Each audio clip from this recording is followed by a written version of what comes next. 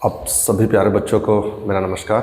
और पुनः आज की क्लास में आप सभी होनहार स्टूडेंटों का एमसीआई परिवार और मेरे इस यूट्यूब चैनल ईश्वर सर केमिस्ट्री एमसीआई में आपका हार्दिक हार्दिक स्वागत और अभिनंदन है बेटा, है ना। तो आज की क्लासेस में हम पुनः लेकर आए हैं बेटा the general method of preparation of phenol, कि फ़िनॉल हम कैसे बनाते हैं, कौन कौन से मेथड के द्वारा फ़िनॉल बनाते हैं, उसके बेस पर जितने MCQs है एन MCQs को हम लोग सॉल्व करेंगे, है ना। तो जैसे बात करते हैं सबसे पहले बेटा फ़िनॉल की बात करते हैं। तो फ़िनॉल जो होता है बेटा, अगर हाइड्रोक्सिल किसी बेंजीन रिंग के साथ अटैच होता है तो उसे अपन फ़िनॉल कहते हैं, है ना। जैसे बात करते हैं अगर हाइड्रोक्सिल ग्रुप की बात करते हैं, ये हाइड्रोक्सिल ग्रुप ये है बेटा बेंजीन रिंग है, और इस बेंजीन रिंग पर एक हाइड्रोक्सिल ग्रुप अटैच है, OH ग्रुप अटैच है, तो इसको क्या कहते हैं अपन फिनॉल कहते हैं। और इस कार्बन पर जो हाइब्रेशन होता है बेटा कौन सा होता है, sp2 होता है। कौन सा हाइब्रेशन होता है, sp2 होता है। क्यों sp2 होता है, तो क्योंकि इस कार्बन पर कितने सिग्मा बॉन्ड, इस कार्बन पर जो सिग्मा बॉन्ड है बेटा कितने बेटा 3 है, और एक पाई बॉन्ड है, और हाइब्रेशन में only for sigma bond participate करता है, पाई बॉन्ड पार्टिसिपेट नहीं करता है, इसलिए कौन सा हाइब्रेशन है, sp2 है। इसी तरह अगर ये हाइड्रोक्सिल ग्रुप यदि किसी एलिफेटिक कंपाउंड के साथ जुड़ता है बेटा, ये एलिफेटिक कंपाउंड के साथ जुड़ता है, जहां पर जो हाइब्रेशन बनता है बेटा sp3 बनता है, वो होता है एल्कोहल होता है बेटा। क्या होता है, एल्कोहल होता है। तो इसी फिनॉल से रिलेटेड हम लोग क्वेश्चन करते हैं प्यारे बच्चों, जिसमें आज की आज की क्लासेस में जो पहला क्वेश्चन प्यारे बच्चों, ये पहला क्वेश्चन ध्यान दीजिएगा। हम लोग इस MCI मेडिटेक इंस्टीट्यूट बैतूल में जो पहला क्वेश्चन, देखो कितना प्यारा सा पहला क्वेश्चन है कि फिनॉल क्लोरोबेंजीन से किस विधि द्वारा बनाया जाता है। अब फिनॉल को क्लोरोबेंजीन से किस विधि द्वारा बनाया जाता है, तो फिनॉल को क्लोरोबेंजीन से किस विधि द्वारा बनाया जाता है। तो सबसे पहले बात करते हैं कि प्यारे बच्चों, ये सबसे पहले क्या बात करना है कि जो क्लोरोबेंजीन है ना, बात करते हैं प्यारे बच्चों क्लोरोबेंजीन की बात करते हैं। इधर देखो ये है क्लोरोबेंजीन।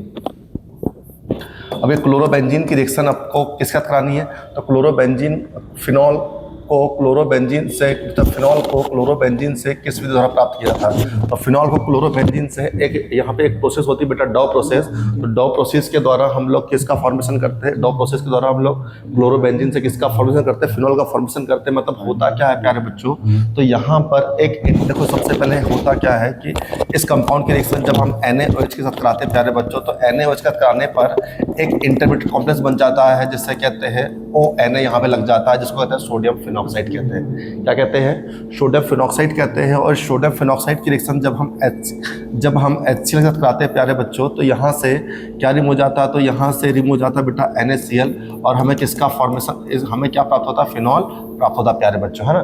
तो इंटरमीडिएट कॉम्प्लेक्स भी क्या बन जाता है, यहाँ पे एक सोडियम फिनॉक्साइड बन जाता है, और इस प्रोसेस को कहते हैं अपन डॉ प्रोसेस कहते हैं बेटा। क्या कहते हैं, डॉ प्रोसेस कहते हैं, है ना। हो गया क्लियर कि क्लोरोबेंजीन की रिएक्शन सबसे पहले आप NaOH के साथ कराते हैं तो एक सोडियम फिनॉक्साइड बनता है, उस सोडियम फिनॉक्साइड की रिएक्शन हम HCl से कराते हैं तो किसका फॉर्मेशन होता है, फिनॉल का फॉर्मेशन होता है, प्लस क्या बाहर निकल जाता है, NaCl बाहर निकल जाता है प्यारे बच्चों, जिसको कहते हैं डॉ प्रोसेस कहते हैं। हो गया क्लियर।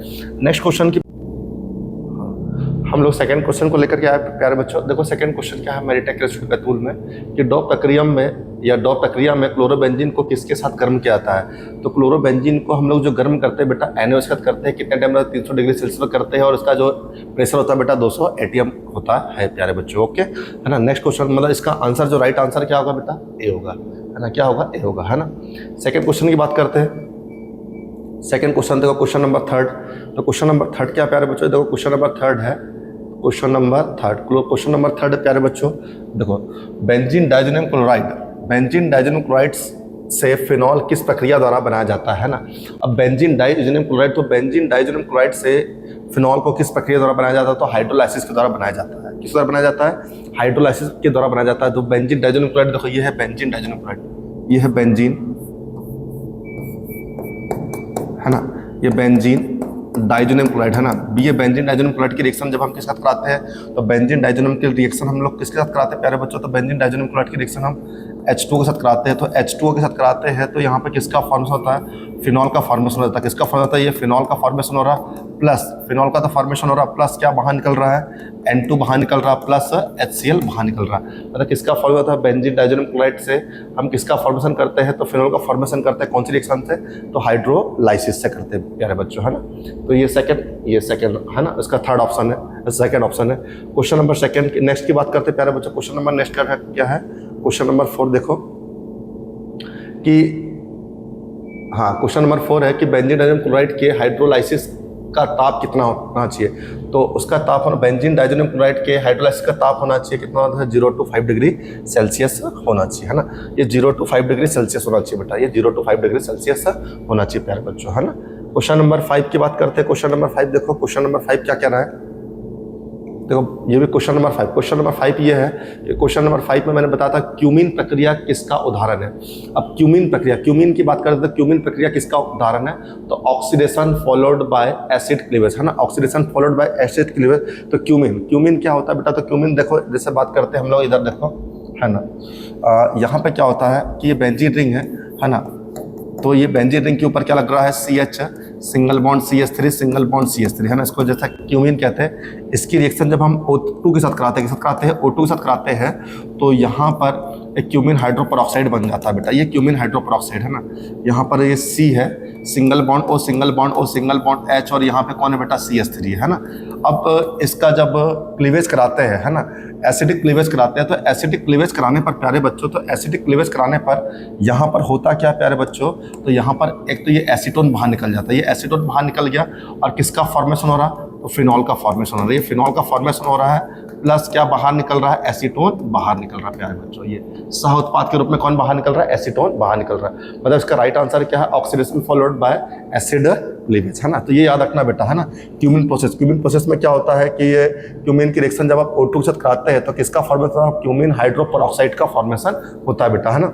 और उसका जब एसिडिक क्लीवेज कराते हैं, तो एक बन जाता है, एसीटोन बाहर निकल जाता है, और किसका फॉर्म जाता है, फिनॉल का फॉर्मेशन हो जाता है प्यारे बच्चों। ओके, नेक्स्ट क्वेश्चन की बात करते हैं। क्वेश्चन नंबर 6 देखो, क्वेश्चन नंबर 6 क्या कह रहा है कि क्यूमीन प्रक्रिया में सह उत्पाद के रूप में क्या बनता है। तो अभी मैंने बताया था कि क्यूमीन प्रक्रिया में सह उत्पाद के रूप में बनता बेटा, एसीटोन बनता है। क्या बनता है, एसीटोन बनता है। देखो ये एसीटोन बन रहा है, सह उत्पाद के रूप में किसका फॉर्मेशन हो रहा है, तो एसीटोन का फॉर्मेशन हो रहा है। ओके, चीजें क्लियर हो रही ना, है ना। चलो ठीक है ना। नेक्स्ट क्वेश्चन की बात करते हैं प्यारे बच्चों। नेक्स्ट क्वेश्चन क्या है, तो नेक्स्ट क्वेश्चन इधर देखो, बहुत प्यारा क्वेश्चन है भाई, क्वेश्चन नंबर 7। तो क्वेश्चन नंबर 7 ये है कि बेंजीन सल्फोनिक अम्ल से फिनॉल कैसे बनाया जाता है। तो बेंजीन सल्फोनिक अम्ल से फिनॉल कैसे बनाया जाता है, तो बेंजीन सल्फोनिक अम्ल की रिएक्शन देखो, सबसे पहले होता क्या है प्यारे बच्चों, इधर देखो कि बेंजीन सल्फोनिक अम्ल, ये है ना, इधर देखो ये SO3H की रिएक्शन जब आप NaOH के साथ कराते हैं और वाटर के साथ कराने पर, या एसिडिक मीडियम के साथ कराने पर डायरेक्टली इसका फॉर्म होता है, फिनॉल का फॉर्मेशन हो जाता है। ये फिनॉल का फॉर्मेशन हो जाता है, प्लस क्या बाहर निकल जाता है, Na2SO3 बाहर निकल जाता है बेटा, है ना। ये NO2SO3 बाहर निकल जाता है, मतलब किसका फॉर्म होता है, फिनॉल का फॉर्मेशन हो जाता है ना। मतलब इसका राइट आंसर क्या हो जाएगा, A आ जाएगा बेटा। सेकेंड नंबर पर प्यारे बच्चों, तो सेकेंड नंबर पर क्या है, इधर देखो क्वेश्चन नंबर 8, है ना। क्वेश्चन नंबर 8 की बात करते हैं। NaOH के साथ फ्यूजन हेतु तापमान है। अब NaOH के साथ फ्यूजन लगभग वो 350 डिग्री सेल्सियस के लगभग होता है, मतलब इसका आंसर आ जाएगा बेटा 400 डिग्री सेल्सियस के लगभग आ जाता है बेटा। इसका आंसर क्या है ना, 400 डिग्री सेल्सियस, है ना।